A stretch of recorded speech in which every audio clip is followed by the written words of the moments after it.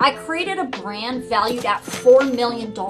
Here's how I did it. Step one, product research. You got to make sure you know how to find the right products that are going to make you a lot of money in the market. And you want to do that by using a method called reverse engineering. Once you have found a product that you could potentially sell using the reverse engineering method, you want to start doing market research. Who is your ideal avatar, your ideal customer? What problems and solutions does the product solve? See who your competitors are. What are they doing? Reverse engineer their funnels, reverse engineer their stores, their ads. What is the cost of the product? What are people selling it for?